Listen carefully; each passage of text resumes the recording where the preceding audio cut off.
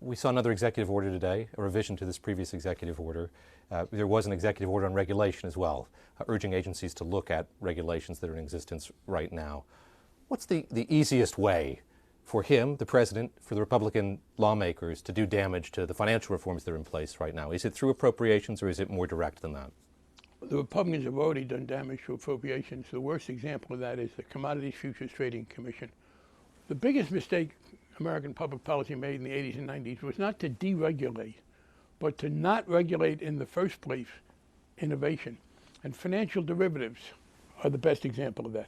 They didn't exist 35 years ago, and then they became these enormous problems. That's AIG with its credit default swap, nearly $200 billion deficit.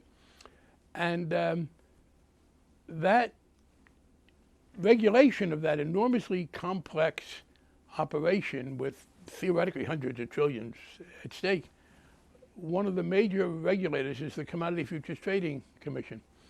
Its budget is $250 million. Gary Gensler, the former chairman, pointed out the other day, I was with him, that in 1 year they brought in as much money through fines against banks that had misbehaved and other financial institutions that equaled 13 years of the appropriation.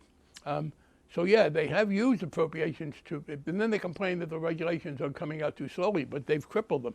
The biggest issue they can do is through the reconciliation process, they will probably change, to my regret, the funding formula for the Consumer Financial Protection Bureau, subject it to appropriations, and then choke it off. Other than that, well, he can appoint people who won't do much. I do not think they will get any substantial legislative change through the Congress with the 60-vote requirement, except areas where there might be some agreement to give a little relief to mid-sized banks and smaller banks in ways that don't in any way undermine the regulatory framework. How different would the CFPB be if it had a commission structure and it was under the aegis of Congress? How important is it to have the independence it has It would right be now? much less well-funded. I just got to show you an example of the Commodity Futures Trading Commission, which is supposed to be regulating derivatives, which does regulate derivatives, and has $250 million to regulate hundreds of trillions in very complicated stuff.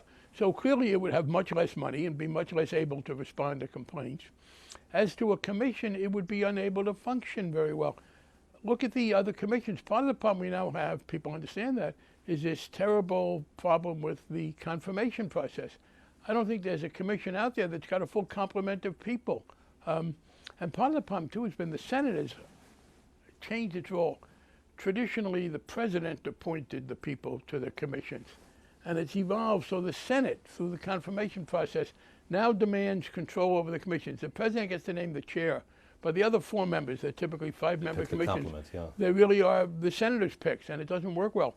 But I think you can look at the other commissions, the Federal Communications Commission, the Federal Trade Commission, the Security and Exchange Commission, and at best you see badly under, you see people don't have a quorum. There are only 3 commissioners, so 2 commissioners can't talk to each other in their offices because that would be a majority in violating the open meeting rule. Steve Bannon has talked about the deconstruction of the administrative state. That's his objective here. That's the president's objective. How different does the regulatory environment look to you in 4 years' time? I think it will vary. They will do some damage in the environmental area. I think within the financial regulatory area, what they'll do is appoint people who won't use it as much, who won't use the power as much, but I don't think they'll make some substantial changes. And they also are going to run into this, that regulation specifically is more popular than regulation in general. Oh, people don't like regulation, but do they really want to go back to a situation where an AIG can incur $180 billion in liabilities on credit default swaps, not know it, come to the Bush administration and say, we're $85 billion in the hole, and then a week later say, oh, we meant 170, and cause that kind of distress. So I do think as it becomes clear what the specific regulations are, there will be a lot of resistance.